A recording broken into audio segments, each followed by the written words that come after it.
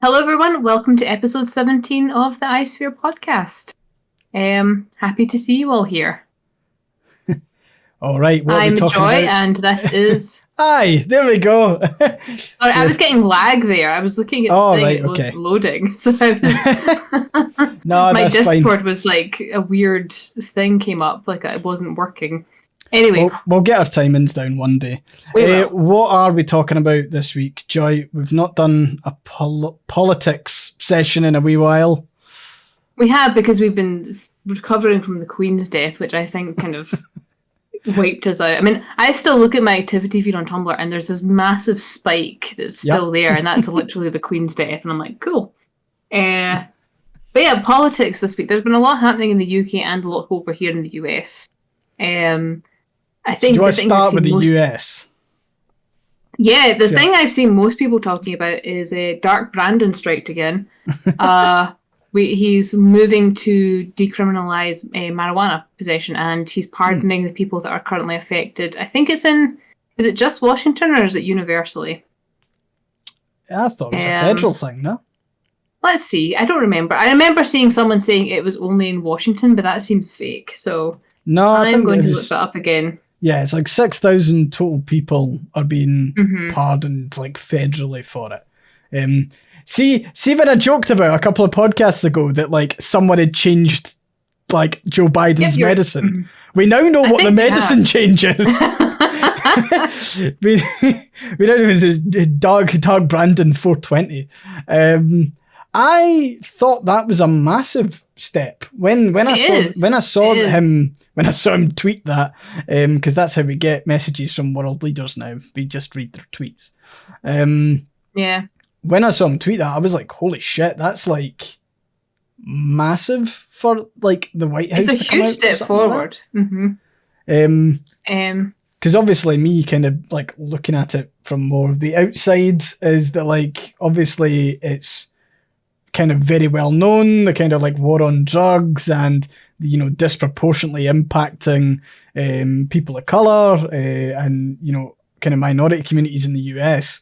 And while obviously a lot of the kind of marijuana possession charges are at a state level, I believe, it's still quite a strong opening gambit from Biden on that. Like it's almost like an attitude change that he's kind of sparked. At least I would like to think so.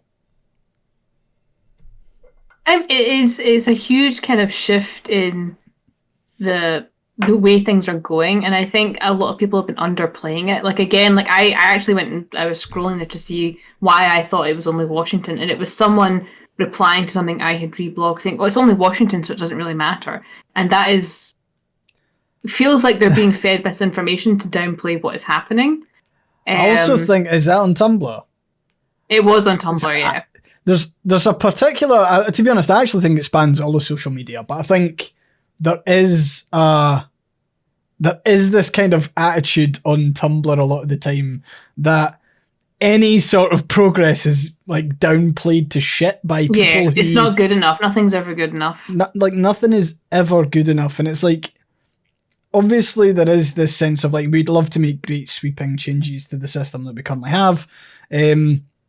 Trying to actually do that, I mean, with a country the size of the US, which, as we were saying kind of before, is like 50 countries in a fucking trench coat anyway. It's 50 countries in a trench coat pretending to be one country, and they're all fighting each other and to get to the top of the trench coat. Yeah, I mean, to try and steer that ship is fucking hard. So like, even gradually, it's quite...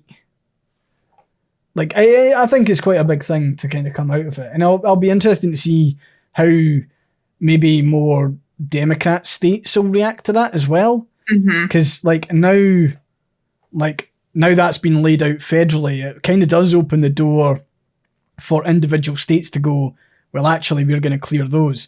Of course, then you've got kind of individual lobbying per state that might come into play. But again, I don't really know too much about that. But yes. Neither do I, to be honest. I know I live here, but I'm not eligible to vote. I'm not a citizen yet. So there's a lot of things that kind of pass me by a little bit that Mhm. I'm should be more aware of, but because I stay more genned up on UK politics because I'm still able to vote there. Whereas Yeah. over here, I'm just kind of I feel like I'm still being carried along because I'm missing that fundamental right. I feel like if I was able to be more involved with it, I would be more knowledgeable in certain things. But I tend to Yeah. this incredibly 1950s of me. I tend to defer to what like Mothman does because my spouse and everything else, and he votes. So I tend to ask him questions, and then he clarifies for me, and then that's kind of like because it is very different as well from the politics I grew up with.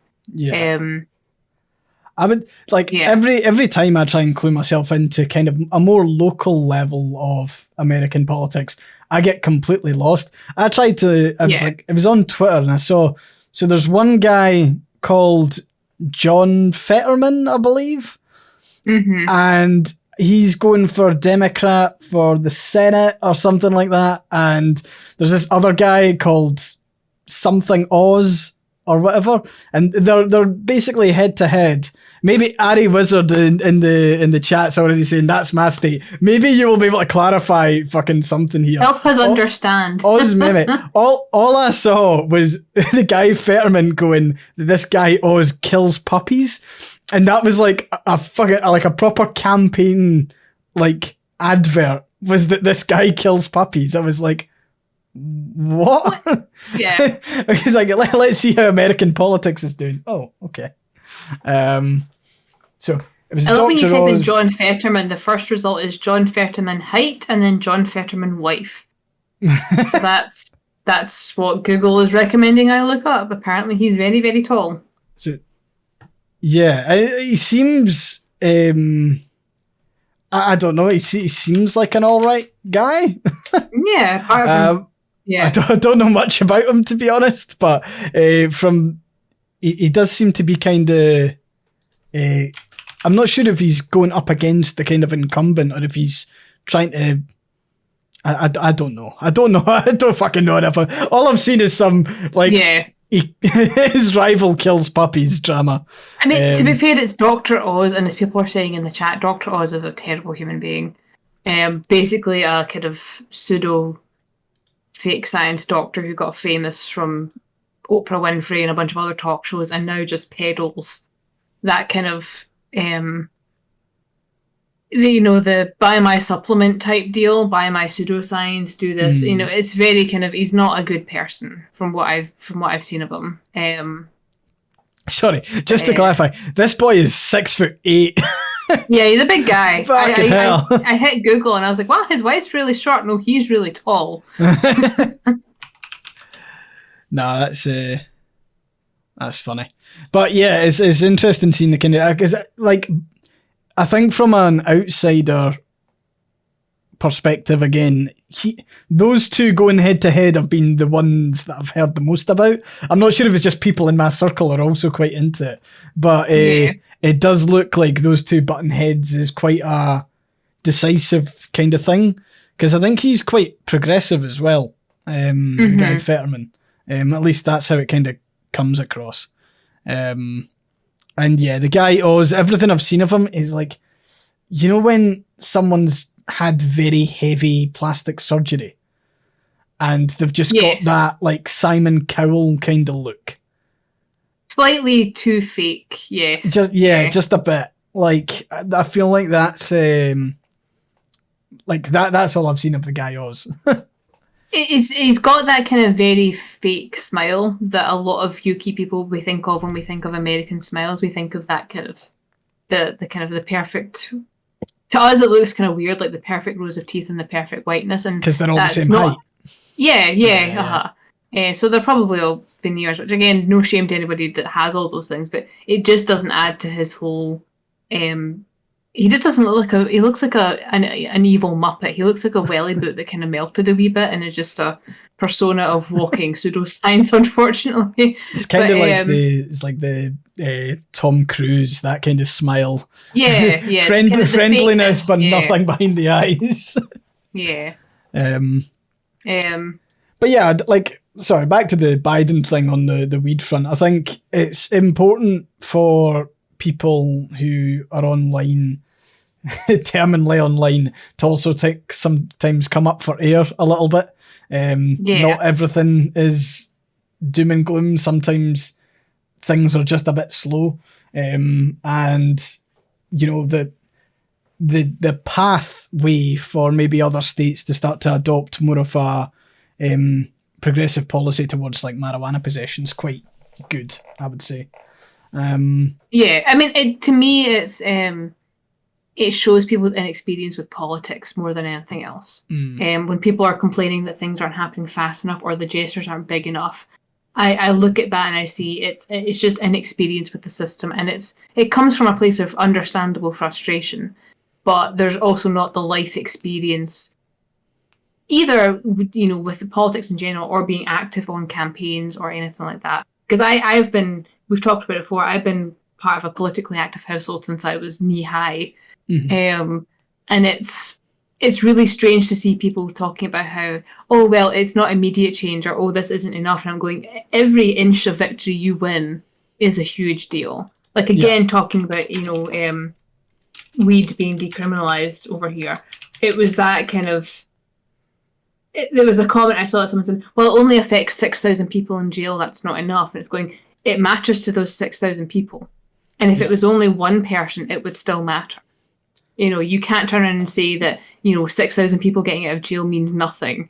It means everything to those people and their families. And also the fact that, you know, a lot of these things being, you know, the people that have been convicted before, they can't get jobs. They can't get housing. They can't get food benefits. Yeah. That will change because of this. And that's huge.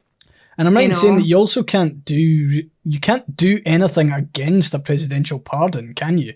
That's why they're so like highly coveted. Like, it can't be petitioned against, or I don't think there's anything that like the Republicans could bring to the party here and say, no, we want to like veto that. So I think that's another big thing. And as people are mentioning in chat, it does set a pretty massive precedent going forward. That you know, a progressive governor or whoever of a state could really make a name for themselves, kind of doing the same thing. So yeah, that's interesting. And I'm sorry, I noticed that Tree posted something as well. We might as well on the topic of American politics. Apparently Kanye West is having an absolute fucking doozy. Like, I can't say I've ever really thought much of the guy, but apparently he's now being like wildly anti-Semitic. Yeah. I feel conflicted talking about him just because of his history with mental illness. But again, there's only so much mental illness can excuse. And you know, it's one of those things where it's, you know, where can you turn around and say, well, this is because of a manic episode? I think some things can be, but I think you still have to be held accountable for what you do to some degree during those episodes. And it is the anti-Semitism is just kind of indicative of other problems that have been going on behind the scenes, I think. Yeah. I mean, and he's also apparently been banned from Twitter. That's interesting. And as Evan Tropy says, I'm bipolar and I'm not anti-Semitic, which, yep, fair point.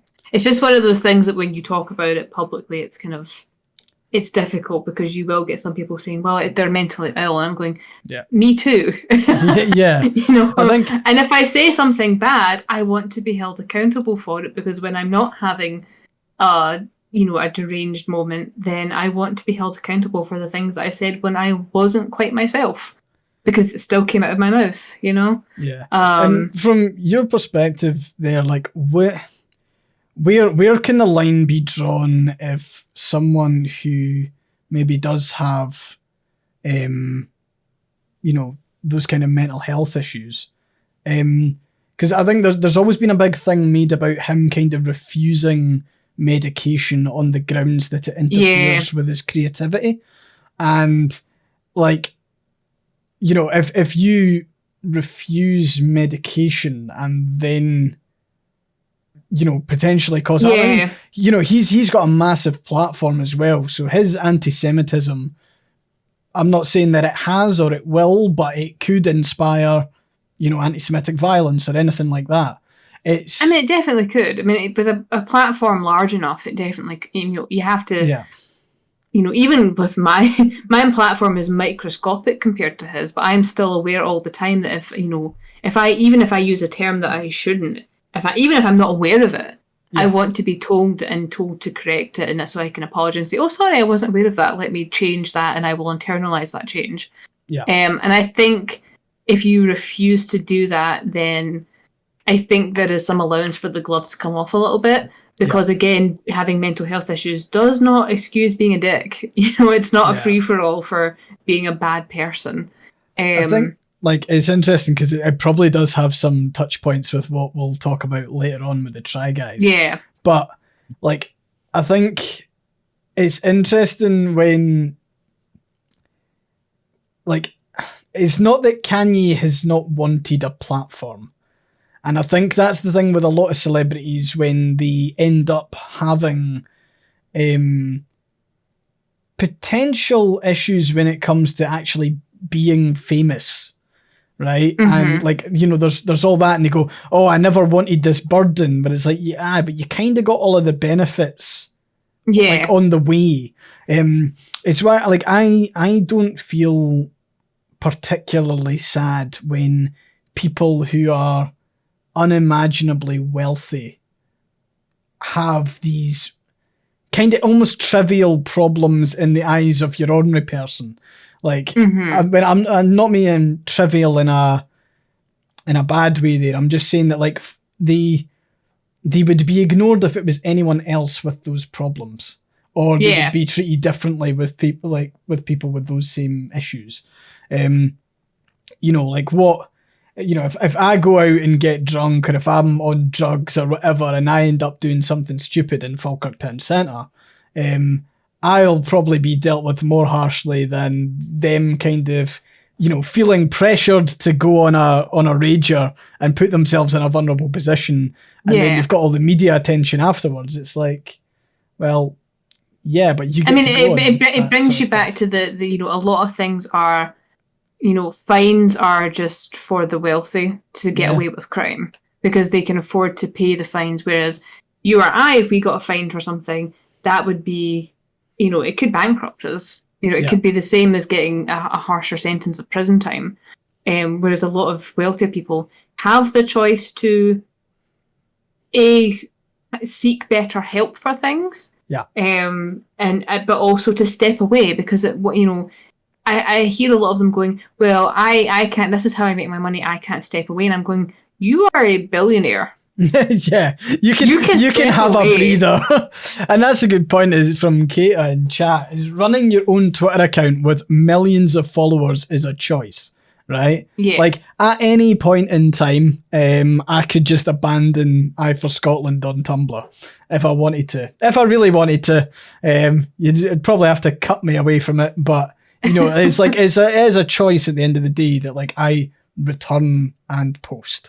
Right. Yeah. Same with anything, and I could say I'm never streaming again, and I could disappear into the ether.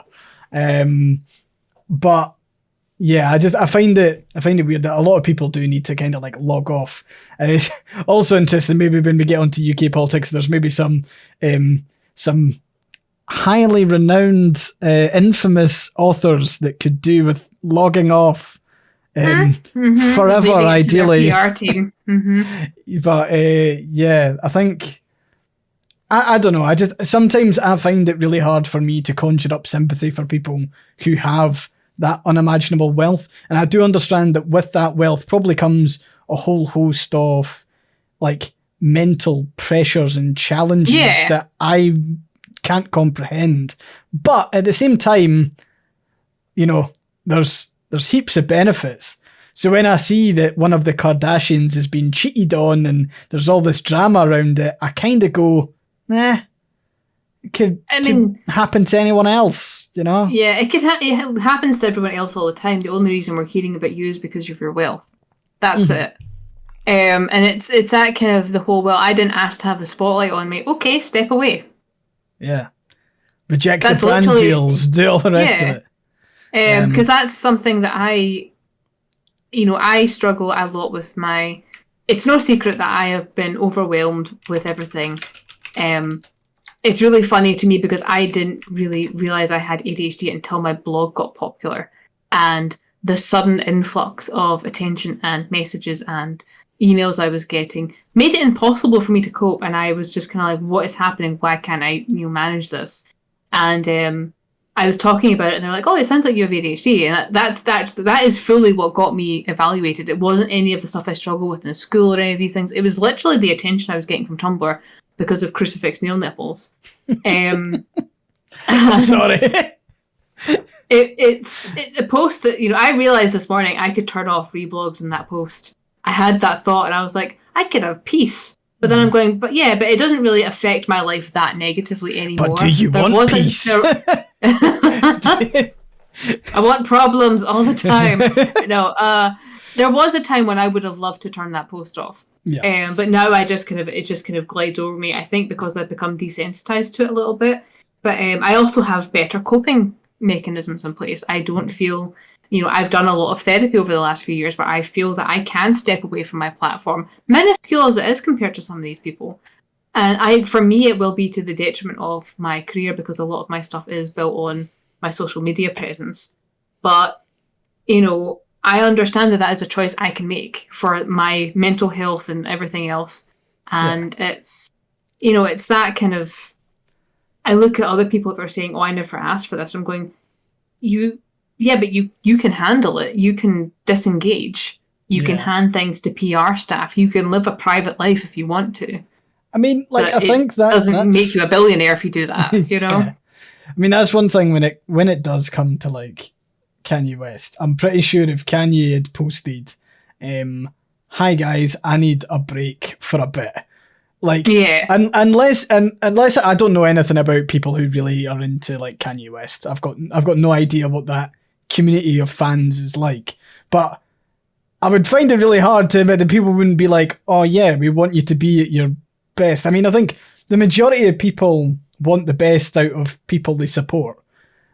Whenever you have an off day or whenever I have an off day, we can just, and again, I know that we can't really compare ourselves, but are you seriously telling me the majority of people wouldn't have just wished them well and hoped that he was feeling better soon? It does seem a bit strange. For the few people that would be lost because of that, they would still have millions of people following them and keeping their career afloat. Yeah. There's no reason for them to not step away. It's just the fact that I honestly think a huge part of it as well that I've recognized with my own mental health is that even negative attention can feed the beast. It was a thing I've had to learn, again, with my ADHD. I had to learn that negative feedback was still giving me stimuli. So I would still seek that out because that was a form of stimuli that my brain was otherwise lacking. And I had to learn to not engage with negative feedback because it's not good for me. It was a very, I don't read my reviews unless I get specifically tagged in something. And even then, someone else reads it before I view it so that I know what it is. Because I don't, for several reasons. If someone has a headcanon or something, I don't want to read that and then go, shit, I can't use that plot point anymore because this person has said this and that sort of thing. Yeah. But I also with negative ones, I know my brain is a bastard. It will just focus on the one negative thing and go, well, see, the 500 other positive reviews don't mean anything because you got this one person making a very, it can be valid or it cannot be, but my brain will focus on it. And for me personally, it was good for my mental health to disengage from that because even looking at the positive reviews, I can get overwhelmed because it's just so much feedback for me. And I can't imagine what it's like on a larger scale where it is on the level of the Kardashians. But at the same time, they can afford PR. They can afford to not engage with it themselves. Their personality and their presence is part of their income. Why would you not hire those things out if you have the means to? Yeah. They've also got the money to actually look after them as well. You can get don't get me wrong, I would love to try therapy at some point. I would also love to be able to afford it. But they can, if you think about, and this isn't a dig at anyone who goes through cosmetic surgery, but if the amount of, if they can afford all of the cosmetic surgery that they get, they can obviously afford the like mental health team and the like the therapy and any sort of like, you know, it's they're not in limbo in regards to you know, getting diagnosed for something, like, because they can just pay. So yeah, I think a larger part of it is too is a lot of them may be in therapy, but it's not the right therapy. Yeah, because I think when there are good therapists and bad therapists. There will be bad ones who go out of their way to comfort you and everything. Similarly, there will be bad ones who make you feel like shit every week. I've had a couple like that. But you need to find someone that will challenge you and also call you on your behavior. And I feel like a lot of them, for a lot of them, they're paying for essentially what will be yes men. yeah. And that's not what you need from therapy. You need a therapist who will hold you accountable to yourself and also go, this is where growth comes from. There's also, like, you know, therapy is messy. You know, I make no secret about the fact that I've done CPT, I've done DBT, I've done all sorts of different things, and it is messy. And I did CBT for years before I realized it was holding me back, because CBT can be re-traumatizing. So you don't make the progress you think you're making. So if they're just doing one type of therapy, it may not be the right therapy for them. And I think that there is a you know, money can only buy so much, but you have to put the work in for certain things. But you also have to have the support group as well. Like, the reason I'm able to do the things I do is because my spouse supports me. He helps me through problematic things, and, like, you know, if my therapist isn't available, I know I have someone I can talk to. Like with my friends as well. But I feel like too many people are not getting what they need despite having this massive amount of wealth, and it would be interesting to look at why that's happening. And it's, as Vith the Spy says, Kanye is diagnosed bipolar, but is clearly struggling despite his money. The money can only, again, do so much if you're not surrounded by the right people. Yeah. And as Solosi89 says, American individualism is another huge part of that. It's the kind of, you know, man is an island type deal that happens a lot more over here. I have seen it in the UK as well, but I feel it's much more prevalent over here, that there's this hyper individualistic sense of self.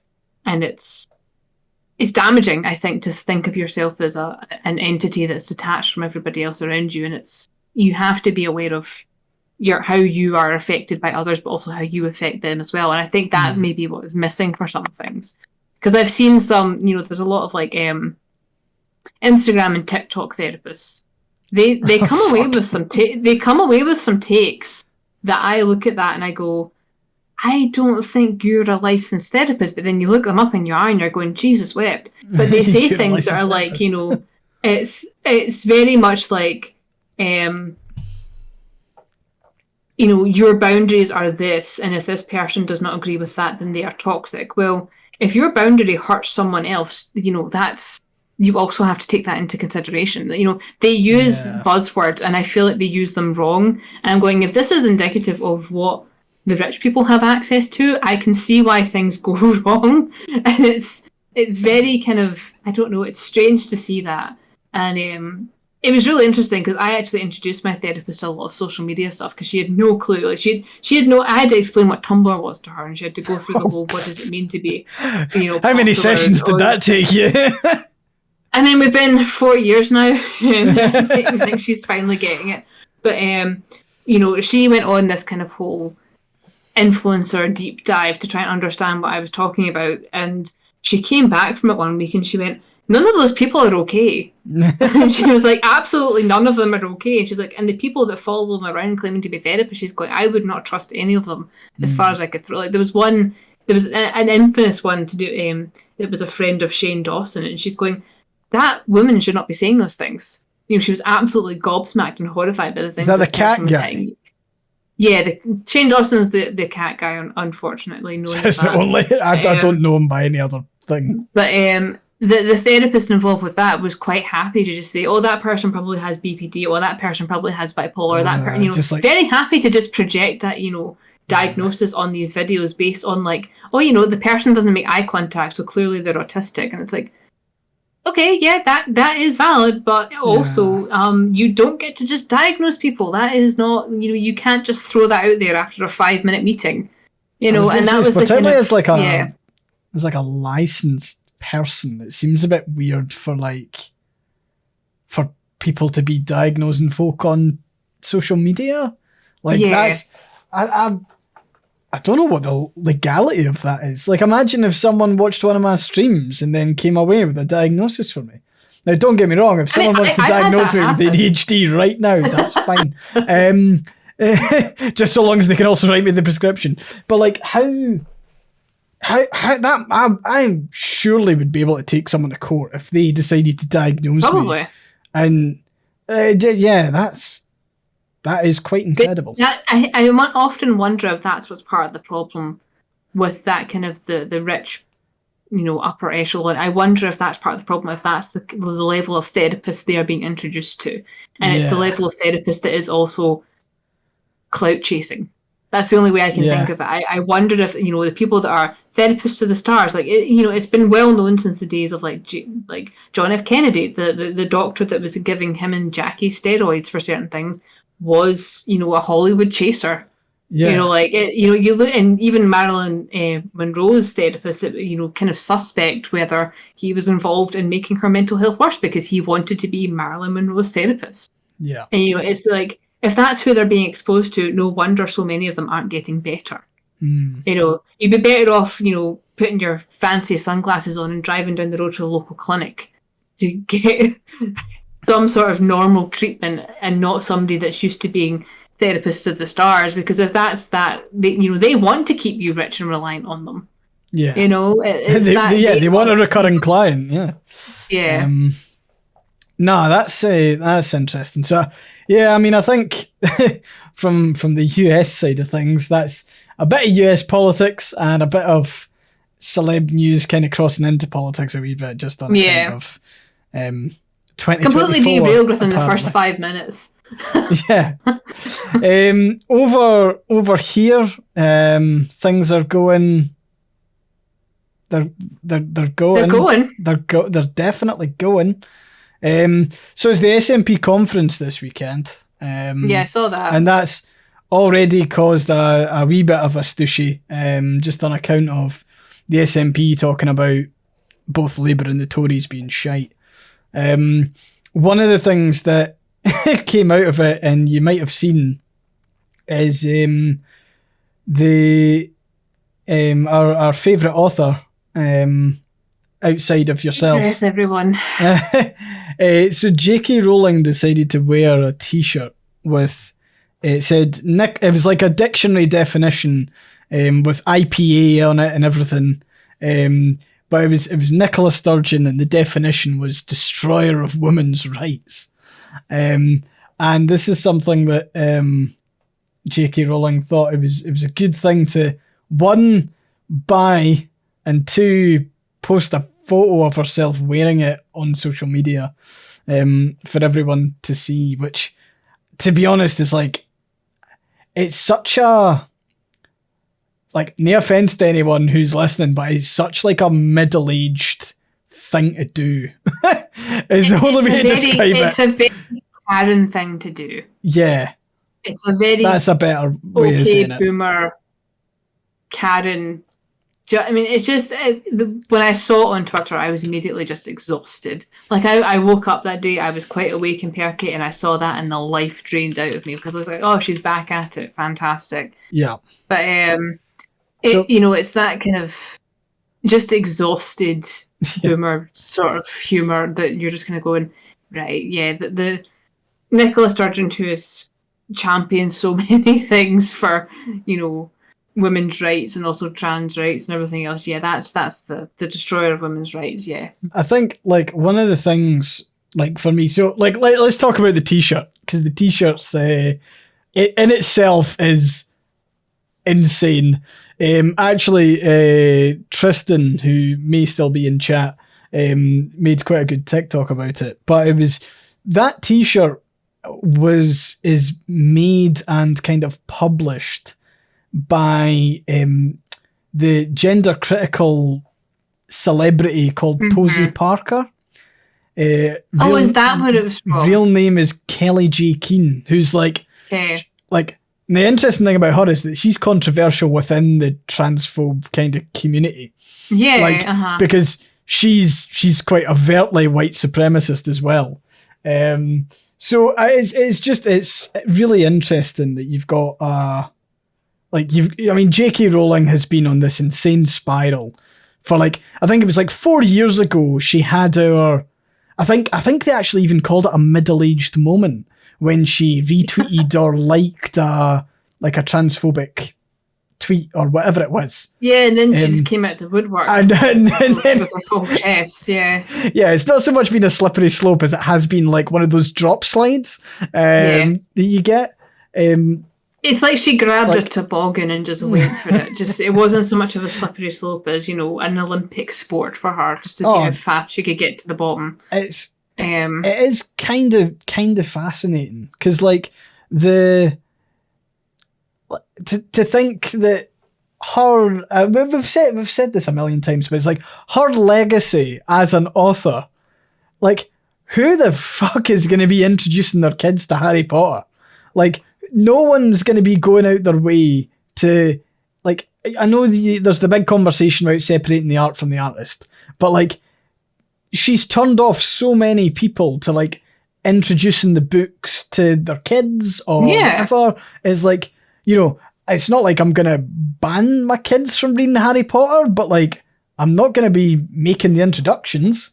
I'm not going to my way to ever give it to anybody. Yeah, exactly. I am the book auntie. If you have kids, I am the aunt that gives them books for everything. And that's, books I will never intentionally give. If they find it in the library or if someone else gives it to them, good. But I will give them someone else. I will give them, Tamara Pierce and Diane Duane. I will go the other route. I will find other magic schools to recommend to, my nibblings. And it's just that kind of nibblings is the gender neutral for niece and nephew, by the way, in case anyone's unaware of that. Oh, is it? But, nibbling is the gender neutral for that Fair one. Enough. So it's very much if she just kept her mouth shut, she would have had a lasting career as a beloved UK author. Yeah. But she couldn't do that. Her need to be transphobic and racist and all the other is this, that she is, all the problematic things she is. That was more important to her than having a lasting legacy of, creating a book series that was very popular at one time. And that to be honest, it also ties into the kind of Kanye West conversation as well. It's just log off. Honestly, I'm not joking, just log off. J.K. Rowling apparently, I think we've spoken about this before, but it was maybe a month or two ago, she had an article in the Daily Record about her year where she wasn't online. And it's you've been chronically online. You've never left. You've not left. Which is just fascinating, really. But I think, to be honest, it's actually massively backfired. I imagine J.K. Rowling thought that she could be really, really cheeky and have a right good dig at Nicola Sturgeon. And Nicola Sturgeon then basically went on and implied that J.K. Rowling's not a real feminist. Because it's there is actual real issues facing women. And there's, I think there's actually two. So Nicola Sturgeon obviously was being interviewed about that. And to be honest, this might actually be a good thing to talk about Jon Stewart as well. Have you seen Jon Stewart's interview? I have not seen all of it, but yes, I'm aware that it exists. I don't know who he's speaking to, but he absolutely skewers her on all the points, to the point where there's a line in the Jon Stewart interview where he goes, "Well, that sounds like an incredibly made up figure." He just outright calls it. And I think, back to Nicola Sturgeon, but her being able to put forward very, very plainly that, there are much bigger issues at play facing women right now, and that there's it's the majority of men who abuse women don't feel the need to change their gender in order to do that. They just do it. And I think having someone state that plainly now, don't get me wrong. I think that there's much more that should have been done earlier to prevent this kind of rise of transphobia across the UK. Yes. And to be honest, I did find it a little bit weird to see so many people applauding Nicola Sturgeon for just stating what is effectively just the base facts. But at the same time, but at the same time, it was getting like critical acclaim from like more progressive English commentators and stuff like that, as if like, oh, really, really championing trans rights, where it's like, it's actually just been the facts that have been stated forever. Like this is all around the Gender Recognition Act reform, which is making an arduous process less time consuming and less invasive. And that's all it is really about. And it's just quite strange that it's now morphed into a lot broader kind of like culture war type thing,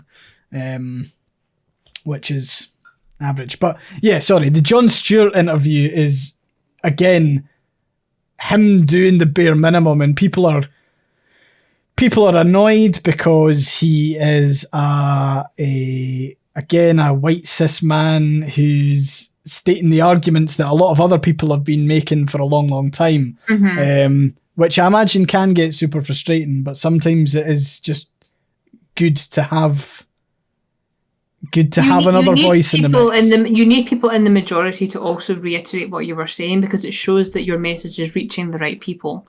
Yeah. And I understand not wanting to give people praise for doing the bare minimum, but at the same time, you can't react to it with hostility, because then you'll put other people off who are maybe on the fence, who could be a good advocate for you, and going, well, look, nobody's being nice about, and, I don't like that viewpoint, but I understand where it comes from. The idea that, well, it's the kind of, you do need to not react with negativity, but you also don't need to be like throwing rose petals at their feet and everything else like that for doing it. They are doing the bare minimum, but unfortunately, this age we live in, the bare minimum is too much for some people. Yeah. So it's good to recognise when people do good things, but I do think some people go overboard with both the positive and the negative from it. I think there's you want people to be doing these things. Yeah, I mean, I think it's almost like two individual strands. You want to celebrate the fact that there are people doing the bare minimum, because then you know that the bare minimum is almost going to become a mainstream thought. Yeah. At the same time, you don't want to overly celebrate someone doing the bare minimum, because it's not actually that progressive. It's, again, the bare minimum. I imagine that'll be... I wish we could have a chart about... we should have a visual chart. They're useless for people listening to the podcast, but we should have a diagram or something on stream. But no, I think it's good. And of course, the more stuff we hear like that, the better it'll be down the line. Yeah. Other things on the UK politics side, I mean, to be honest, not that much. I thought it was funny that the Daily Mail has lost faith in Liz Truss. I'm going, how bad does it need to be that the Daily Mail is not siding with the Tory Conservative leader? I mean, that is literally impossible. I don't think it's ever happened before.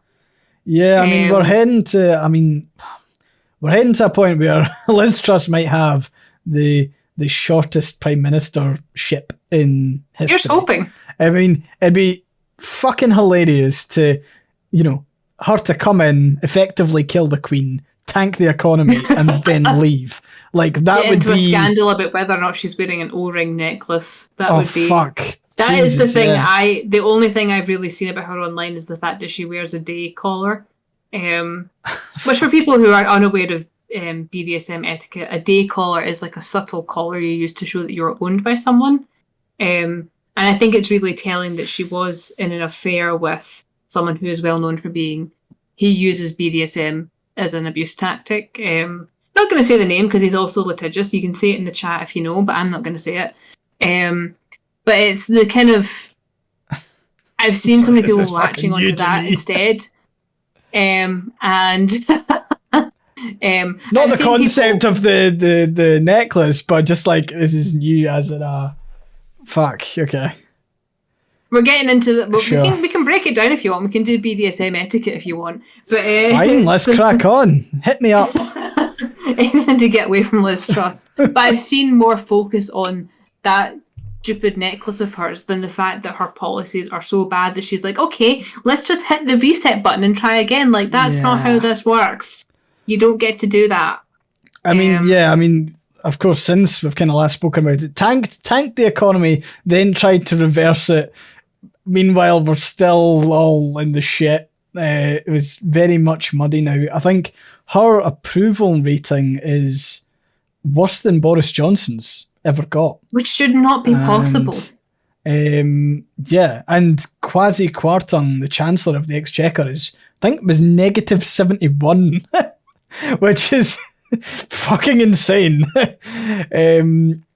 But yeah, I think I don't know where the government kind of goes now. Like, it's not, there's no... I feel like we're watching Westminster eat itself. We are. I feel like we're in that year where we're literally watching the final vestiges of the empire crumbling. Yeah, and Good, to be honest, I actually at the also... same time, bad for the people that are still struggling. Yeah, I mean, I also see it for Labour as well. I mean, Labour, in their conference that happened a week or two ago, they have wholly adopted the Tory kind of banner. They had Union Jacks all over the place. They sang God Save the Queen at the start of conference. Like, that stuff's nuts. Like, that's insane. Having the Labour Party do that is, they are trying to make themselves basically square in the centre right, enough to pull all the Tory voters across. And you can see it from, so their shadow chancellor, who would be the chancellor if Labour were in power, basically said, one of the biggest failures of the Tory party has been they've not deported enough people. They've not been... Yeah, I know. It's like I twitched when I fucking heard that. But it's Rachel Reeves. And she's basically saying, like, one of the problems with the Tory government is that they've mismanaged and not effectively managed the deportations enough. It's like, fucking hell, that's one thing that you could say that they have actually put a lot of effort into, you know? It's very... like... Labour are just waiting to take on what the Tories are doing. And I feel like Labour should no longer get to call themselves Labour because they are no longer on the side of the working people. Well, yeah, I mean, they've fucking left the rail workers high and dry. There's been little to no support for them. You would think that wouldn't it be a fantastic opportunity for all Labour MPs to get photos on picket lines? You would think that would be that would be great PR for them, you know? Oh, we're like your local MP and we're here to support you. Fucking none of that. You know, it is... I was watching Pride the other day.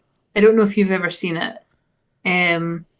But it's about the miners' strike that happened in the under Thatcher, and it was how gays and lesbians supported the miners. Oh yeah, and it was their first kind of dip into like they were supporting these mining towns, and it was the reason that the Labour Party put LGBT rights into their manifesto. And a lot of people tried before that, but it actually got enshrined after that because of the support the LGBT community gave to the Labour unions. Yeah, and it feels as if they've from that only a couple of decades ago. I know it's 40 odd years ago, but 40 odd years is nothing to have forgotten your roots in 40 odd years, that you are no longer on the side of striking people.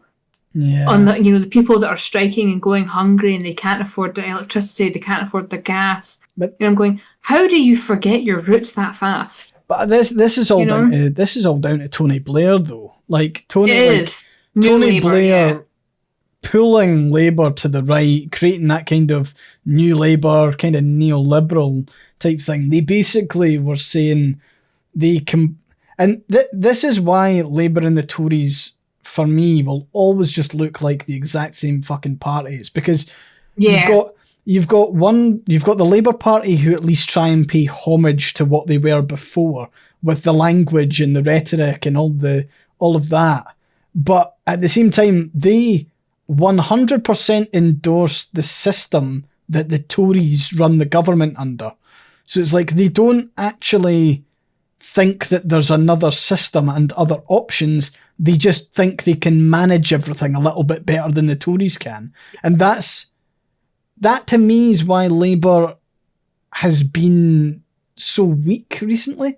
So like when like Labour haven't really been in government since like Gordon Brown. So it was Tony Blair, then it was Gordon Brown, and then it was David Cameron. And it was like because of the type of politics that Blair and Brown have set up, like they've actually put Labour on the back foot because there's no like it was fine when they made that jump and then they were actually running the country.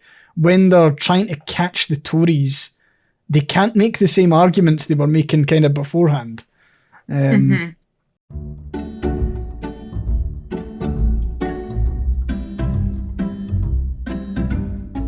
Sorry for the technical glitch there, folks. I don't entirely know what happened, but the stream decided to shit itself. See, the ghost of Margaret Thatcher coming to get us. This'll be really interesting to explain on the podcast. Like for people who didn't see the video, it'll be like, well, oh shit, okay, it's fine. Anyway, sorry for those technical difficulties there. Don't entirely know what happened. We'll probably need to have like a little music jingle for whenever the things happen. If the stream goes down, it'll just be, please stand by, we're having technical problems. Basically, the propaganda might of the British establishment took down our stream there, Joy. That's what happened. That's our story and we're sticking with it. But yeah, I think from a political standpoint in the UK, at least, it's been an interesting month or two.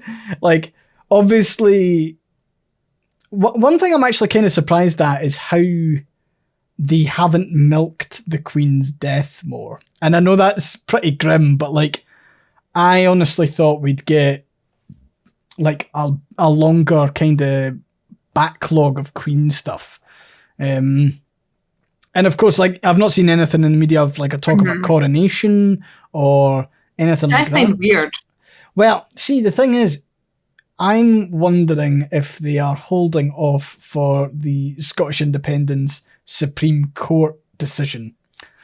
One of the things is, so the coronation was held for Elizabeth was 16 months, I think, after her dad passed away. So even though she was like proclaimed and everything like that, the actual coronation wasn't till a fair bit later. And I'm wondering if they're wanting to have a drum up of British nationalism around the time that the 2023 referendum would take place. So I'm wondering if that's a thing. Maybe that's their backup plan. They don't want to announce it for 6 months. I mean, did you see Nicola Sturgeon getting booed by all the royalists when King Charles came to visit? Who? When? For Dunfermline? She got majorly booed, apparently. That was all I was seeing across the news that she got majorly booed. I think that's shit. I don't think she... I think everyone liked to pass it off as them booing Nicola Sturgeon, but I don't remember... See, it didn't make news here.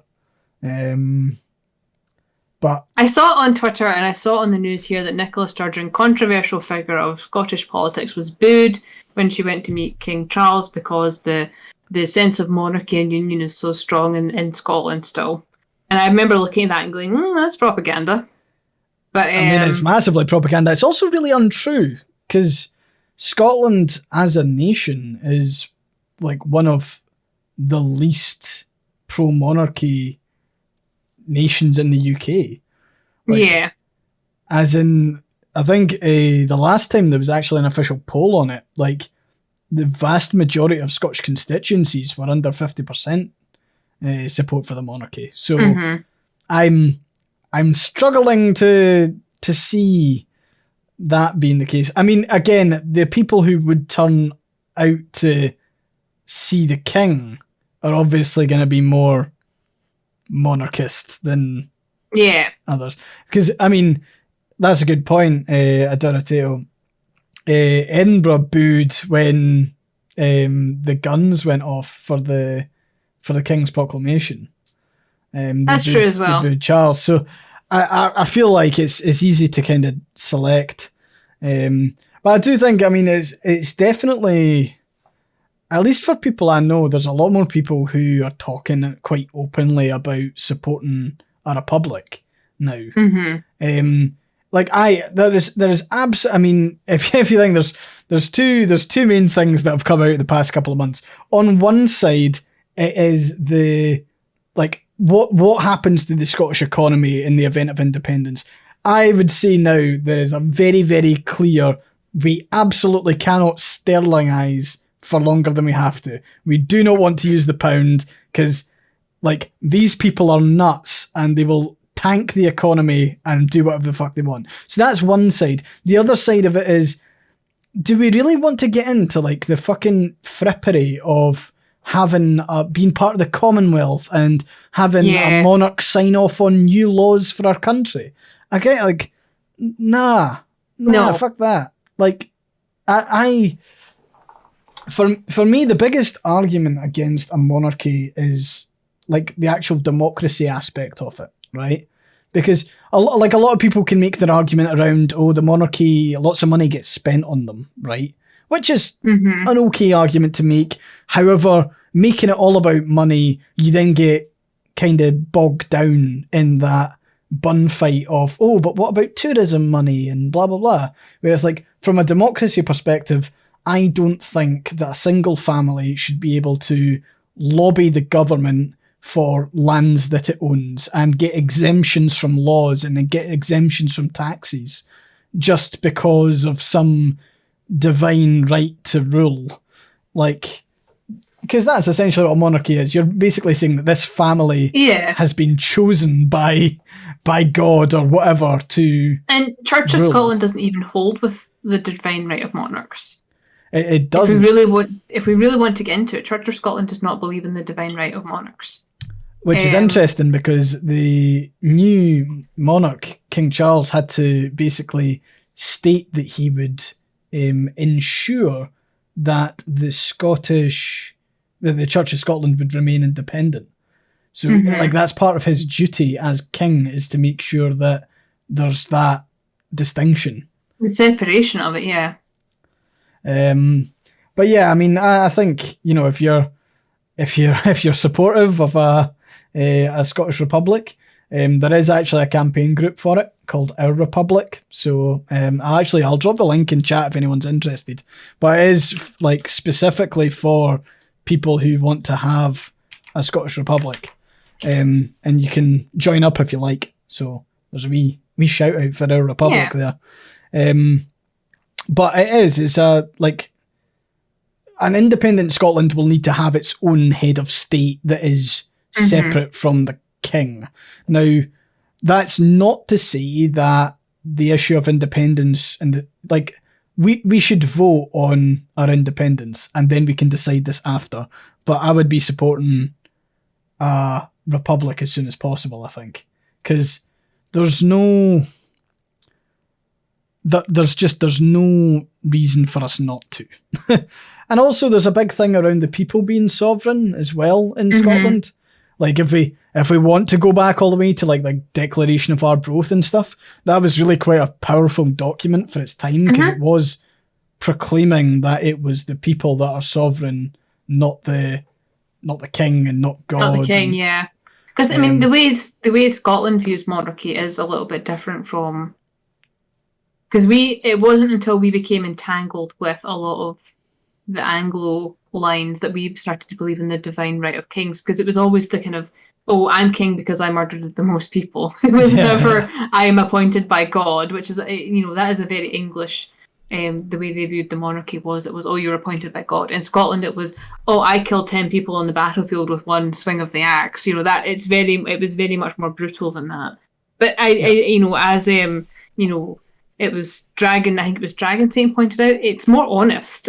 I'm in charge because I have the biggest army is better than God appointed me. You know, to me, because it's, you know, that's.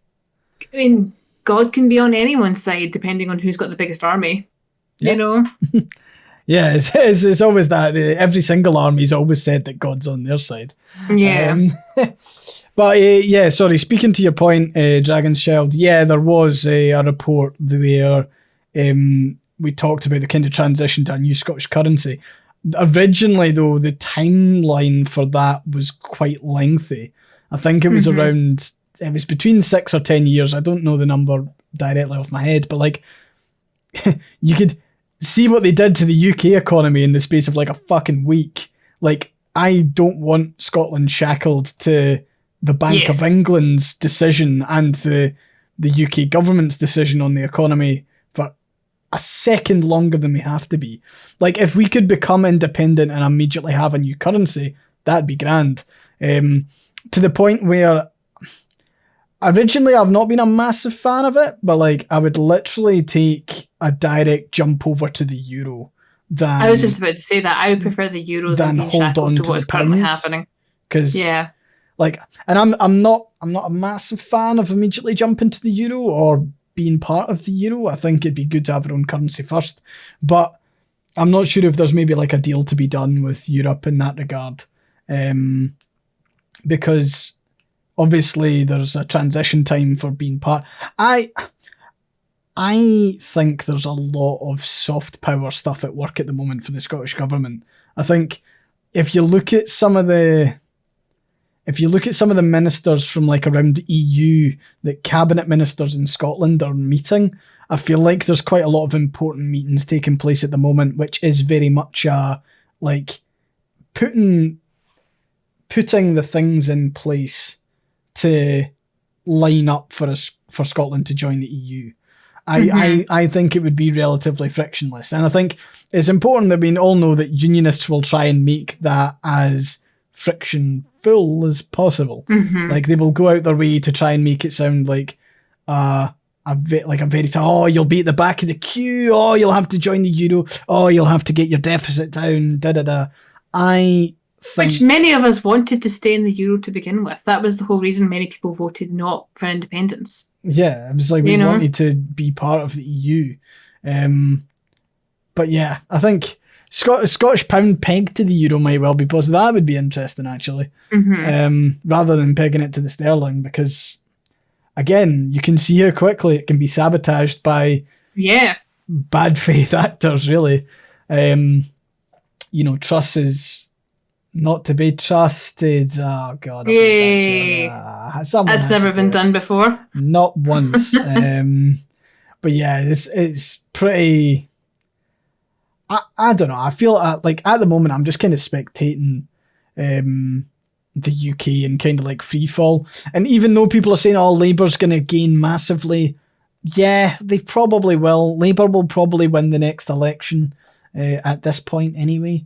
I mean, Christ, if they lose. But yeah, I was going to say, if they lose, they're doing something really bad. But like, if they lose, like the fate, like it's almost like the time limit is up on the Tories.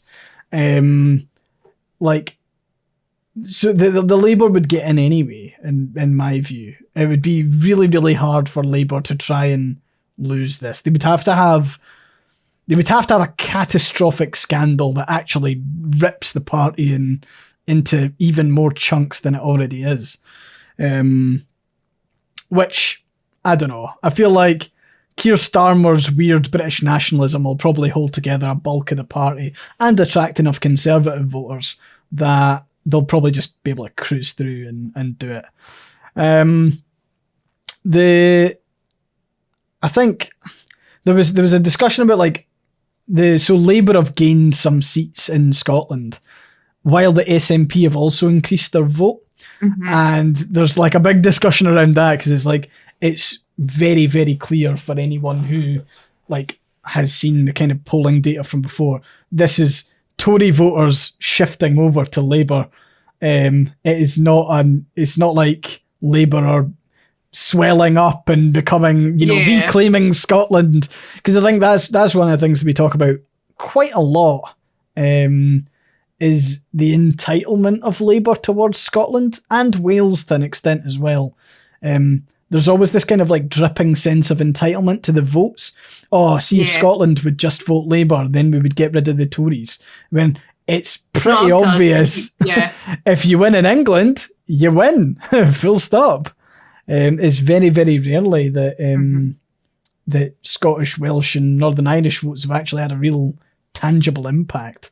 But also, you shouldn't be relying on other countries to hold you back from the brink of disaster, because your own populace cannot be relied upon to vote for the not eating your face party. Like it's it's that kind of, why is it any other country's responsibility for the fact that England cannot stop voting itself into hell? Like what? Yeah. Why? And also I just want to point this out really quickly, just while I'm talking about things. But as Space Lad Boy was saying, we're not anti-English at all in this stream. We're anti-Westminster as it currently stands. True. You are fully welcome here. There is no anti-English, nothing, none of that here. Everyone is welcome here. You're just not welcome if you're a fucking Tory. That's it. That being said, also the football. Also and rugby. Football. And any sport. But I just wanted to make that very, very clear. When we are talking about these things, we are not talking about English people. We're talking about the harmful policies that are being done by people that are currently in power and who are also harming England.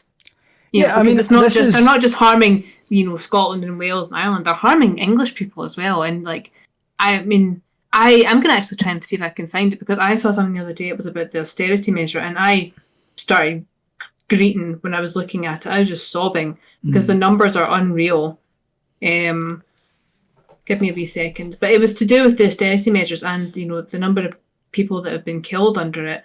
And, there was an advert that was, it's Spelling Mistake Cost Lives on Instagram. And they ran an ad which was, we're not shooting the sick and disabled in the street, but what we're doing gets the same results. And that was their mock-up Tory campaign. And it was, by 2020, 200,000 people in the UK will have died to austerity. Current numbers as of 2022, 330,000 excess deaths in the UK linked to austerity under the Tory government. Yeah, it is monstrous. It is rancid, and I think that's one of the things that. Again, I'm going to pull back to Labour here, because I do think that there is a weird thing that happens occasionally when we're talking about Scottish independence and like unionism, because a lot of the time you get Labour people who are very pro-union saying, how can you vote for independence? A child in Leeds is the same as a child in Glasgow, right? And I kind of take issue with that on account of it's like the border hasn't ever been a barrier for my empathy. Like, it's never been like, otherwise it would be like, my care for a kid in France or my care for a kid in, I don't know, somewhere in the Middle East. Where do you draw the line there? If it doesn't matter on a country basis. Like, you can't just say, in that case, your empathy is only limited by your border, because that's dumb and it's not how it works. So that's one thing that's always kind of bothered me, because it's like, it also kind of implies that there's people in poverty across the UK that also, like, don't think the union's working for them. Like, there'll be people living in England who probably think the current setup of the UK is shit. Like, they don't have an English parliament that actually works for them. They don't have the They don't have the proper accountability. Like, I don't. Yeah, it makes me kind of scratch my head a wee bit, because it's like, how there is this there's inference from a couple of Labour people who are very pro-union that the working class across the whole UK think that the union is actually great, And I don't think there is. I actually think I'd begin to kind of challenge that. And I think we should start challenging a bit more openly because, like, you can see from the, the strikes, like the RMT strikes and things like that across the UK, like, the union isn't working for people. The governance of how Westminster is run is not working for a lot more people.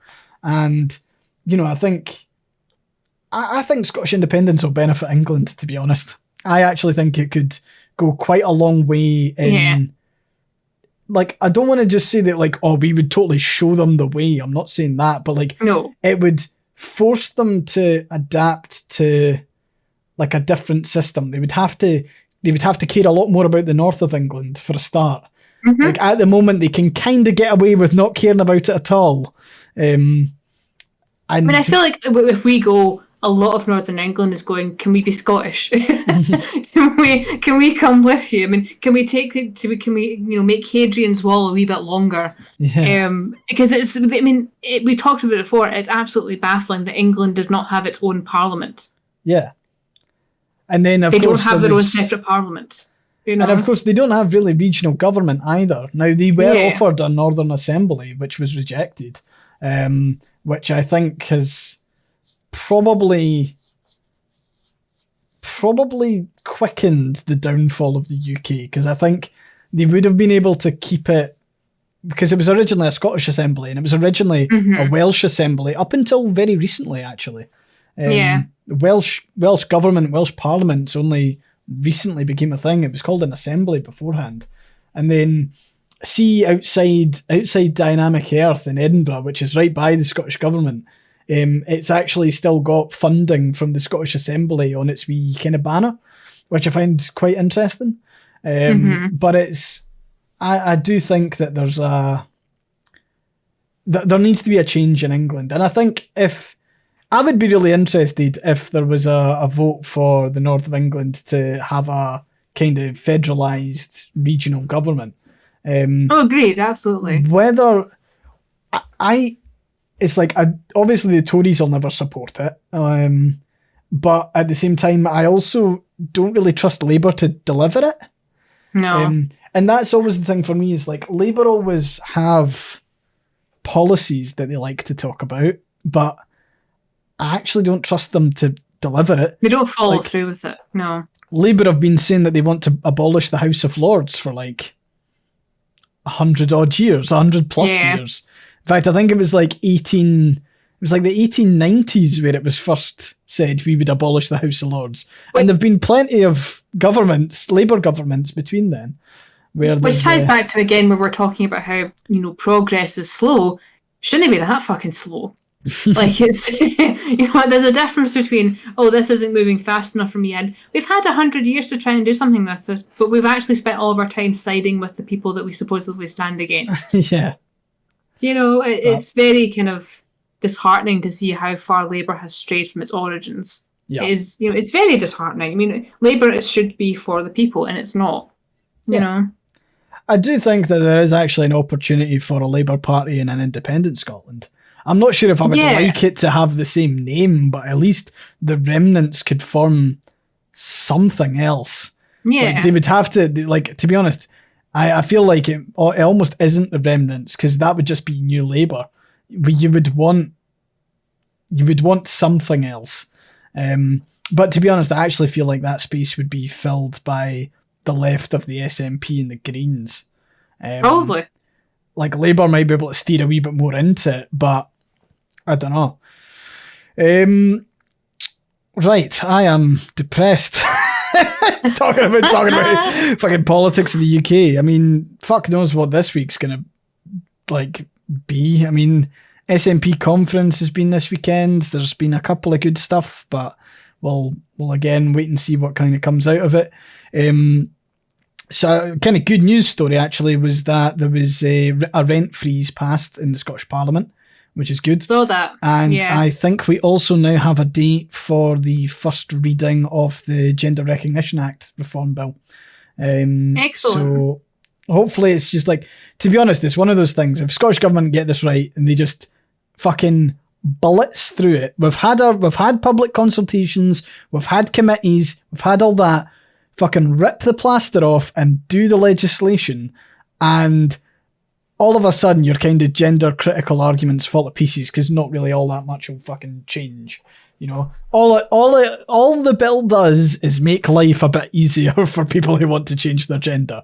It doesn't impact anything else. So many people are acting as if it's going to be a compulsory thing that everyone has to do, and it's not.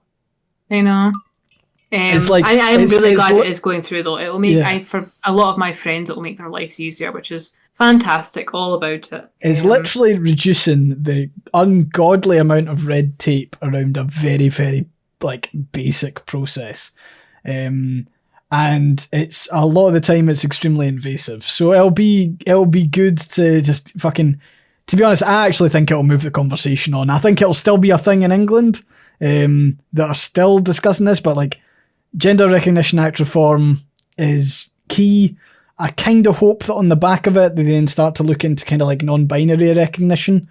It would be cool. I think, again, though, gradualist, let's get this one fucking done. And then when, you know, all of the doomsday shit that transphobes have been coming out with, just like, you know, put her out. Nothing will happen. It's not the end times. You know, it's just, it's so surreal to see how some of them are just so vehemently against something that will not affect them at all.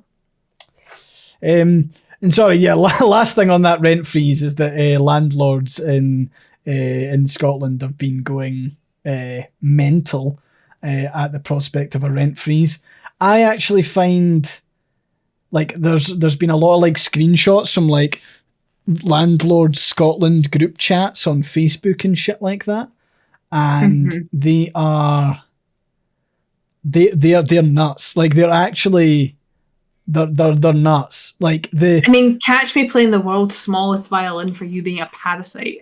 I mean, honestly, I have zero sympathy for people that make a living off other people's living. Yeah.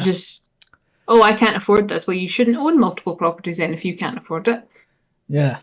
You know? Like, to be honest, even the people who end up being owners from, you know, the death of a relative or anything like that, it's easy enough to get something on the market. You know, it's not like there's a lack of people looking for like new houses. I mean, I literally have a story. It was my great auntie died last week. Week before. I met her once. She gave me a bag of licorice, all sorts. That's my only memory. But it was more my dad's side of the family, and it was her family with her flat and everything else after she passed. And it was, you know, they tried. I'm trying to get my family history right here. It was my dad's dad. Right, okay. So great auntie twice removed. Call it that way. That's the simplest way I can explain it. But when she died, it was a case of, we'll rent out our flat and we'll get money for this thing. And it was, they took one look at it for what it would cost for rental and all these things.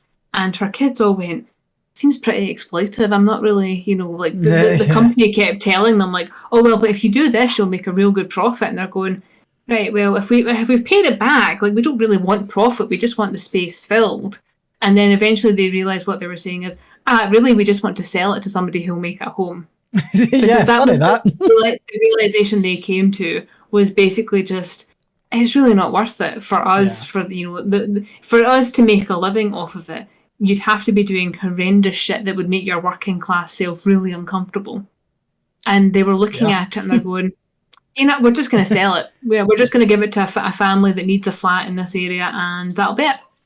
Because it was, they realised how predatory it was, because they were getting advice from everybody. Oh, you've got this house that there's no mortgage on it. You could just rent it and make them in. And they're going, yeah, we could. Looked into it and went, I would rather chew broken glass. There's some fucking ghouls on like TikTok at the moment where I think it's actually both TikTok and Facebook, but you see quite a lot of like sponsored stuff that is like a landlord either offering tips on how to renovate cheap property, or they do TikToks where they walk through, and like there's tons in Northern England. You've got London landlords who swan up from London, and then you like they walk around like an estate in the north of England, and it's like, I just bought 5 properties here, and here's what we're going to do. And they walk around the house and they go, I'm going to get £130 a week from that room.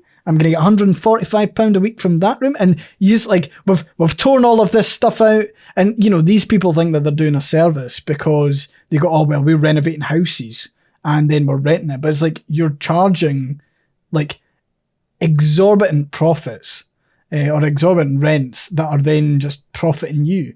And you know, it's funny because like on their TikToks, they're being really transparent about the mortgage and the cost of it and how much they'll earn on the back of it. And landlordism in the UK is currently being pushed as this like get rich quick scheme. Yeah. And it's like, it's very much like there's a little bit of like the kind of Andrew Tate attitude in there. There's a little bit of the like individualism, maybe American individualism kind of starting to eke in. It's very It's yeah. So for context, if people, I don't think anyone in our chat would be unaware of why landlords doing these renovations are bad. My house is the way it is because it was a rental property before we bought it, and they maximised the profit for how many people they could fit into this house with their shitty renovations that have since turned out to be fire hazards, illegal, not up to code, causing mold, electrical problems, all these things. This house that I'm in was a gorgeous 1940s house, and it got maximised into a flat where they had one family up here, and I think at one point they had 2 people downstairs because they put in they call it a grandmother suite, but really it was they were renting out these individual rooms. And God knows the profit they must have made to make it worth their while. Yeah. And we have spent the last 8 years we've been in this house undoing the damage.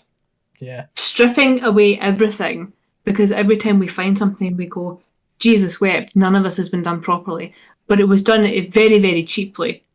With, everything was painted that wonderful magnolia landlord white colour. Yeah. And it looked very pristine, and we're going, great, it just needs decorating. And then you get down to it and you're going, it's a death trap intended to harbour as many people as possible, as cheaply as possible, for the maximum price. And it's infuriating because we keep having to correct all these things. And I'm going, you could have just sold the house for profit anyway. You could have just sold the house and none of this shit would have happened to it. But here we are. This is the darkest timeline. I think the worst example of that was actually a flat in Edinburgh that became an Airbnb. And what they did was they basically ripped out the kitchen in the living room. So the only thing in the property was a toilet and 6 individual bedrooms for rent throughout the fringe. And I think they were caught and they were dealt with, but it was like, that was like, it's kind of when you see the kind of dystopian like pods like for sale, you'll eventually just have like a pull-out drawer that will be your bed, and that'll be it. So you're saying that I actually when we were looking at houses, there was a house that we were told, it's an 8-bedroom house. I'm going, an 8-bedroom house? It's tiny. How is that an 8-bedroom? Maybe the basement's huge. And we went downstairs into the basement, and it was like something out of a Saw film. You walked downstairs and there was just this open toilet at the bottom of the stairs. No. And then you looked around and I'm going, are they renovating? Because there's plastic sheets up. Those plastic sheets were the rooms. Dividers. Because there were the dividers. And it was the mattresses on the floor, and they were saying that there were 5 bedrooms downstairs. Fucking hell, that's haunted. I hate that. It was great. We were in that house for all of 10 minutes before I went, we're leaving, we're going. It looked like a set that wasn't used from Saw. Oh, and fucking hell. It was, they wanted so much money for it. I'm going, this is just awful. It's incredibly fucking cursed. But yeah, you were walking downstairs into the basement going, is this a horror film? Oh, people are living down here. And it was just mattresses on the concrete.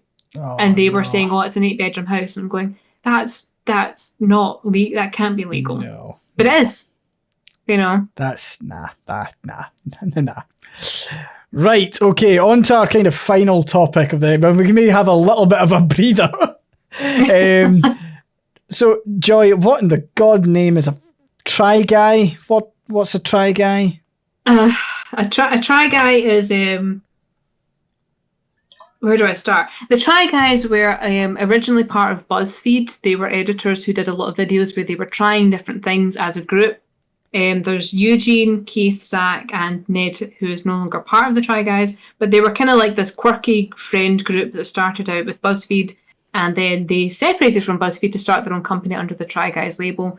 And they do a lot of like Try Guys, try driving while drunk to show why you shouldn't, or Try Guys, try driving while under the influence of weed to show why you shouldn't. They also do Try Guys they do childbirth, where they strap electrodes onto your parts, and it simulates the pain of childbirth to kind of show what their wives were going through. So they've done a lot of things like that, where they try different menus and different foods and all these things, and they're fairly popular with a large number of people online. I think it's their content is definitely aimed for slightly older millennials like myself, because we grew up with them. That was a kind of for a lot of people now in their 20s, they grew up with them in their teens. I started watching them in my early 20s, and I wasn't really paying attention to them for a long time. And then the scandal broke in the last 3 weeks. But Ned Fulmer, who is the wife guy, whose entire personality is about, look how wonderful my wife is, I love my wife, was having an affair with an employee of the company. And as Evan Troppy points out in the comments, Zach is chronically ill. He does a lot of disability advocacy. So we love Zach. We love Zach in this household. But Cool. The whole controversy is that he built his entire brand on being the wife guy, the guy that loves his wife so much. Like, he's got his wife and children involved in the videos. It's very parasocial. It's very kind of, this manufactured, look how great our life is. And it turns out he's been screwing an employee, which is not only terrible in terms of his marriage and also her relationship, which is now fallen apart, but also just from an ethical standpoint, from a power dynamic of him being the boss in the office. Yeah. And he phrased his phrasing was, I had a consensual relationship in the workplace, which is very legalese for don't sue me. Yeah. It's very, there's a lot of drama, there's a lot of stuff in it, and a lot of people feel very hurt by it, especially the other remaining Try Guys, which are Zach, Keith, and Eugene, who they just got a TV show with Food Network, and now that deal's been tanked. They're bleeding money. They've lost revenue from videos that they can't edit or air, because Ned's in them, because it's creepy things where you see him on camera with the person he had an affair with, and he's being blatantly creepy. Meanwhile, his wife is in the background. And it's very uncomfortable to watch. Like, I went back and watched a couple of them, and there's a lot of them that you're kind of going, like, they called themselves Daddy a lot, and the individual involved was called Food Baby, and it was kind of like you could do it once, and it's like, haha, awkward, funny. And now with context, you're going, oh, don't like that. Don't like that. But the remaining Try Guys actually put out a fantastic. The way they've handled it has been fantastic. They have absolutely. Ned Fulmer was suspended the moment they found out what was happening, and they launched an internal investigation with an agency. And then they got rid of him. They fully removed him. They're buying him out of everything, and they're handling it very seriously. They've been very much like, we know there's a power imbalance, and this is not what we stand for. And it's just awful.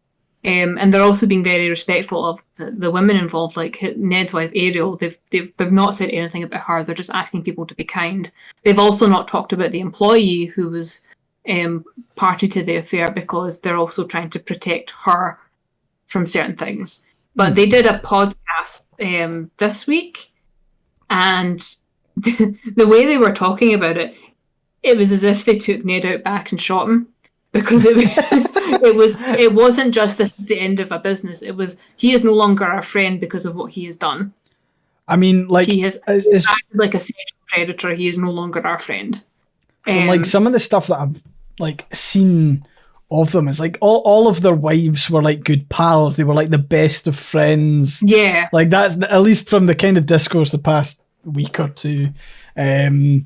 Like, I've seen that like that was basically the whole brand, was how like fun and pally they all were. Fun and quirky and yeah. and they have that kind of very kind of it's a very silly vibe.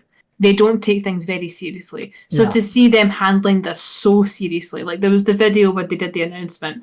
Eugene looked ready to go to a funeral, absolutely just pissed. Zach looked heartbroken, and Keith was just everybody's disappointed dad, just sitting there, just heartbroken. And it was they were very kind of just very they were very upfront. They're like, it was never our intention to hide this. We were going to announce it once we had all the legal stuff in place. But things were leaked to the internet, so then they had to address it quicker. And unfortunately, it sounds as though Ned has not been gracious, and he's been threatening. From the implications I've gotten is that he has not gone, yeah, I fucked up. It's been more of a kind of, I founded this company, I own this, you can't get rid of me, like that sort of thing. And I'm going, just be classy. You've been caught having an affair, of all places, at a Harry Styles concert. Fuck. What? You took your employee who you were having an affair with to a Harry Styles concert, and you were caught at the concert and in a club, and you're now acting as though you're the wronged party. And it's very... I'm just curious, like how do folk who like have affairs brazenly go out on like to big gigs and shit? Like you're not only are you famous, but like I mean that's just almost boasting and fucking I feel really sad for his wife actually, because like obviously so do I. If there's kids involved as well, it's fucking 10 times worse. But like who his whole brand, who his whole personality has been built around is that he's the loving wife and father, and he's just completely blown that to smithereens. You can't trust wife, guys. You heard it here on the Icephere. Well, it's so funny. It's Adam Levine and John Mulaney and now Ned Fulmer. It's everyone that's built their shtick on "I love my wife." It's going, do you love them or do you love that not they that love much? They don't love they don't love their wife. They love that they have that wife because that wife is a status symbol to them. I think that's just my opinion of that. But well, it's got to be a brand thing, right? I mean, like you only spin yourself as a wife guy if like you're essentially using your wife as your brand at that point. Which is a thing that we, myself and Mothman. For those listening who are unaware, Mothman is the name that Tumblr gave to my spouse. We're very much aware that when we post about things that people are going, oh, OTP and this gives me faith about law. We've had that a couple of times and we're going, guys, chill. Like, we're people. You've not seen the 3 arguments we've had this week over, stupid things, but our personality is not built on loving each other. That is just a side effect of who we are. And it's we are very open about the fact that you are only seeing what we choose to post. And there is no such thing as a perfect relationship. You can have a healthy one, but perfect is impossible. Yeah. And the thing is that, the Try Guys thing with Ned was, they're the perfect couple. They're the perfect father, the perfect mother. And it was very much a brand.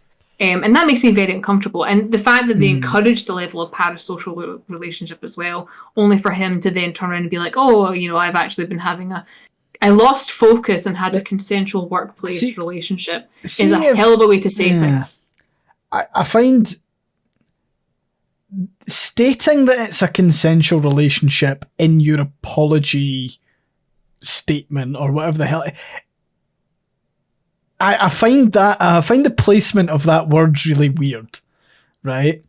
Because like essential. The placement of the word in the statement, right? Yeah. I would almost like to think that anyone who's caught having an affair was caught having a consensual affair, like because I would say it's not really an affair if it's non-consensual.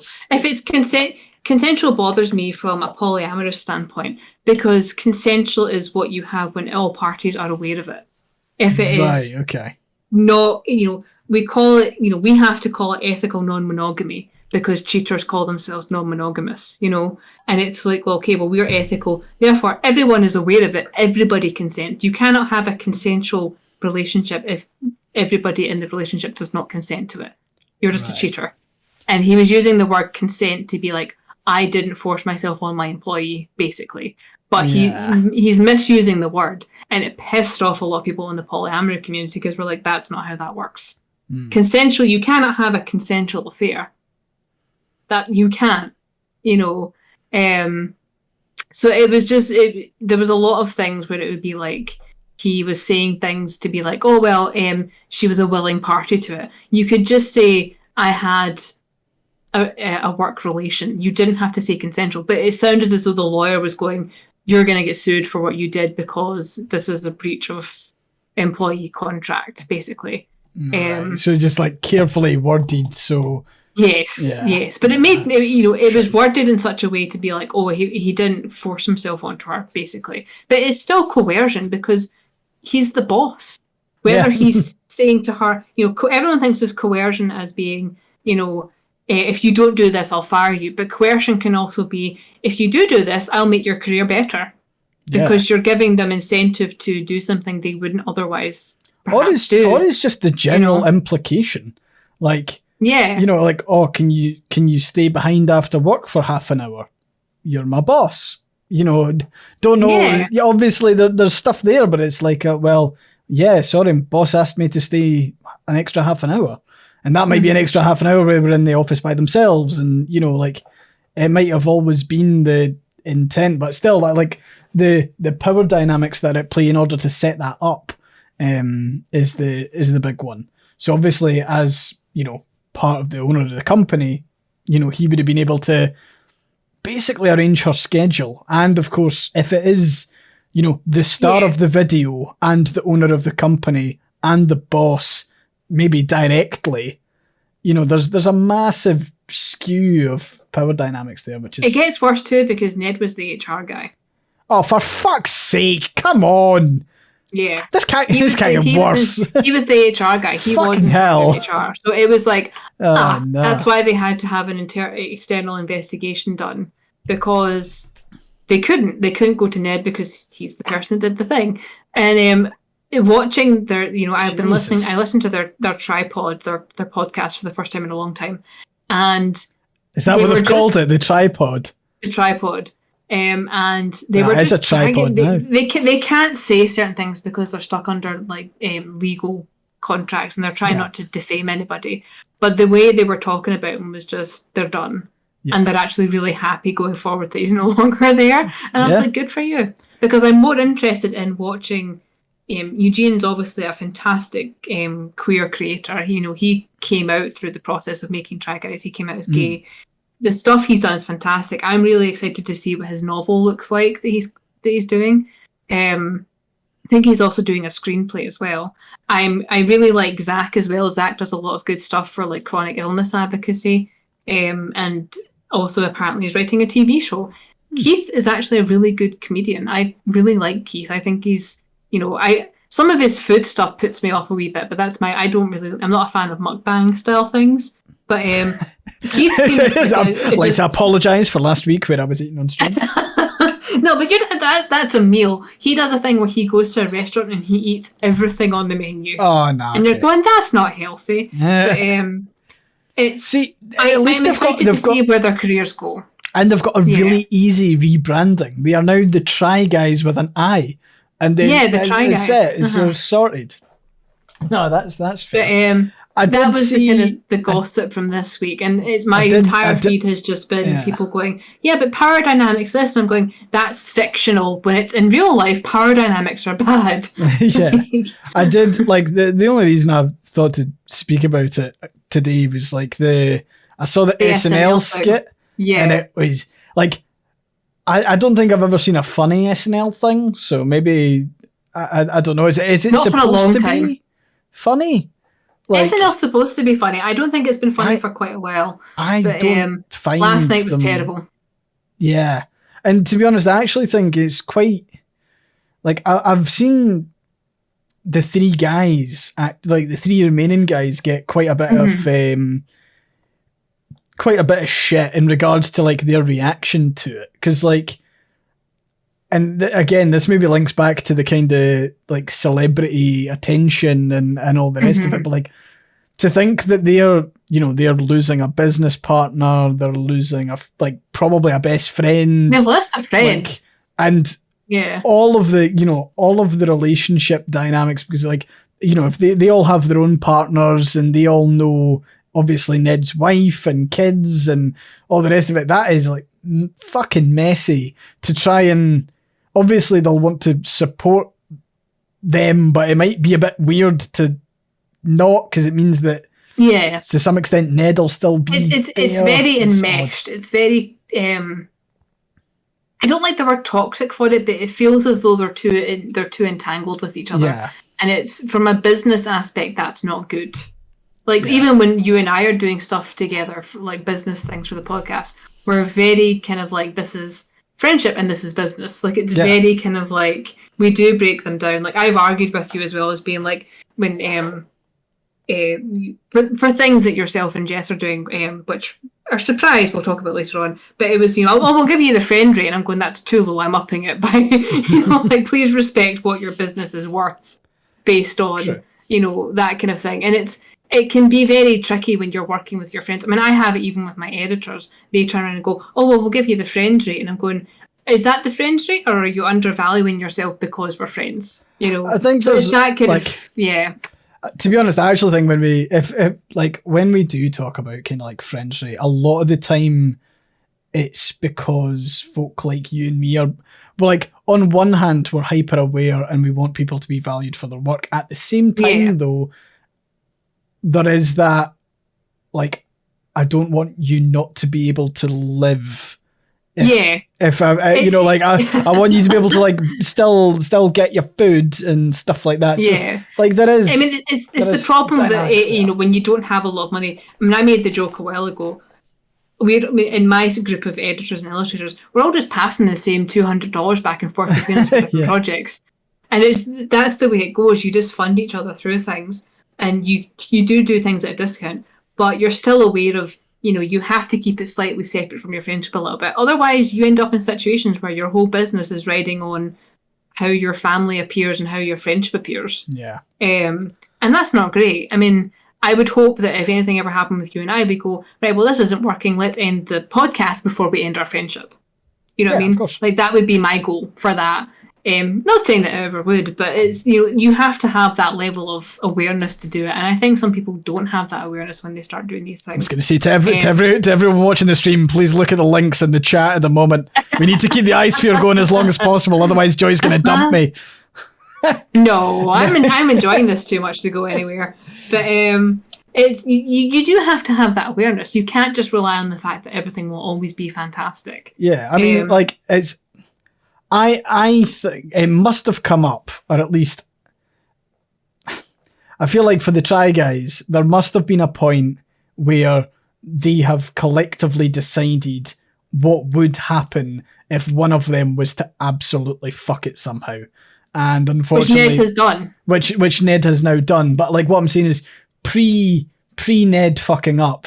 Like, Try Guys have been going on for quite a wee while, right? So like, there must have been 8 that years, conversation of like, the going is getting quite good. We've now started our own company, all the rest of us, and now it's now how do we get the. There must have been a conversation where it was like, what happens if one of us fucks it? And they would have went, yeah, okay. Like, we'll just have to cut someone loose. You would hope they have that conversation. Yeah. But it's now looking like they almost didn't. Yeah. So going forward, they're probably going to have a lot more. I mean, I think the fact that they did a lot of stuff internally, I think, is the problem as well.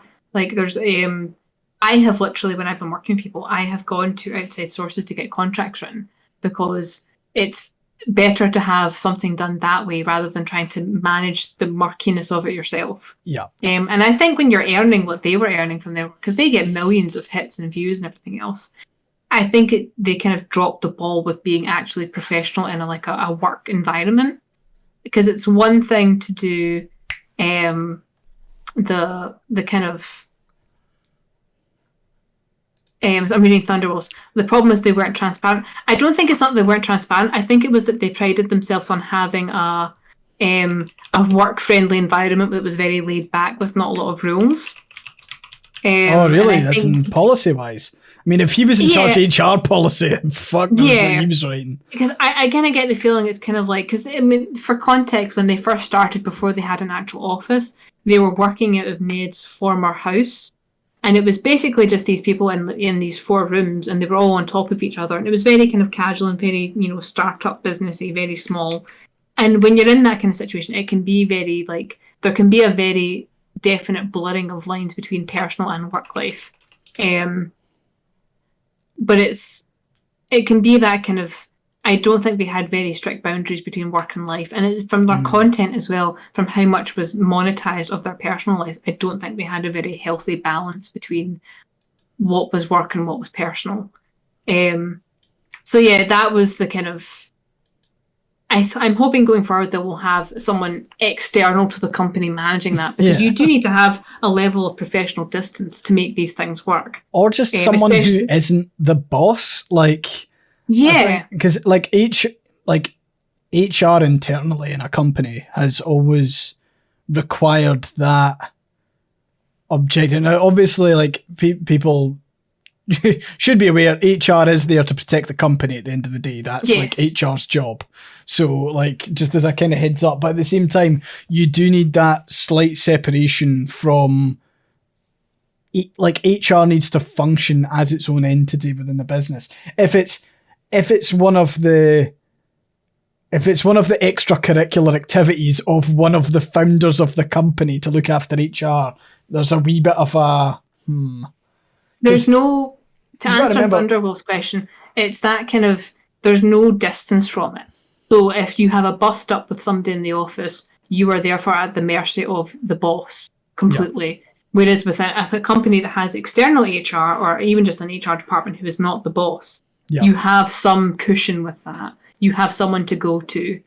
And yeah, it's a conflict of interest. That's essentially what it is. There's no harm with having internal HR, but HR cannot be the boss. Yeah. Also, like, obviously, no idea how big the company is. Like, if it's 20 people. That was 20, right? Fuck. Okay, so that's definitely. You can tell I know too much about this. yeah, just a bit. Literally, like, I refreshed Tumblr there looking for something, and the first 5 posts are just Try Guys stuff, and I'm going, I'm so glad everyone is living through their abandonment trauma through this. Fair enough. Right, okay, I think we are probably in a good place to wrap up there. We've tried our best to talk about Try Guys. Nah, I'm fucking try puns. Right, if you are in chat, don't go anywhere, because as always at the end of each stream, we always hang around for an extra 10-15 minutes afterwards. So it may sound like we're wrapping up, but don't go anywhere. Stay with us, stay in chat. Stay in chat, it keeps us sane. To those of you listening on the podcast side of things, thanks very much for joining. Sorry about the technical difficulties midway through. Hopefully I can splice it together so it actually makes sense. Otherwise, you've just got 10 minutes of silence to reflect. That's, that's your other option. But in that case, it is goodbye from me. And goodbye. Have a good week. And we'll catch you in a bit. See you later, folks. Yep. Bye-bye. Bye-bye.